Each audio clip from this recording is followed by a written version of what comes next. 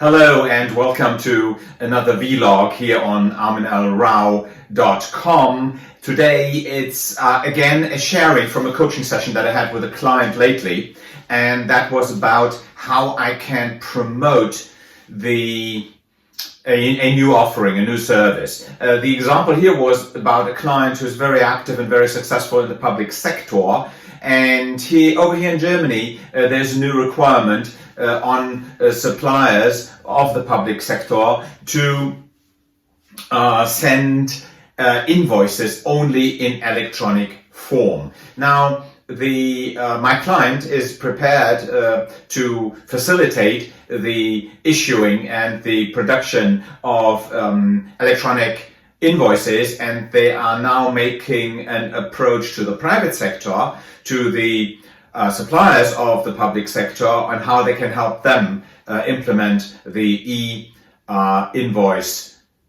process. Now, what they told me is that they had a first event in 2018. They think that they were a little bit early with that event, but nevertheless, they had 40 interested people there, and now there is no action, not enough interest. Now here, the main problem is the follow-up. There is no point in doing events of that form if you don't have a regular follow-up. And I'd like to underpin the word regular, because even though after the first follow-up, maybe say after 1 month or even 2 weeks after the event, nobody is interested yet, you have to remind your potential prospects of the fact that you can help them, let's say in intervals of about 2 months. If you want to implement that more regularly, it is very important to implement an online funnel, an online process to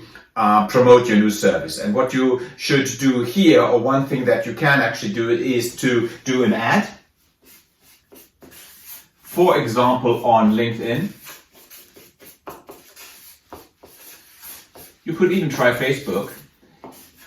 In this ad, for this example, you offer an e-invoice check, which is a checklist that your prospect can download in exchange for his email address to check how is his organization ready for the invoice, for the e-invoice, to which extent, and he can then have a chat with you to understand what still has to be done, because that is what you're going to do once you've got the email through the download. So you do the download and you've got the email, you will follow up. Again, here we've got the follow-up, with an email sequence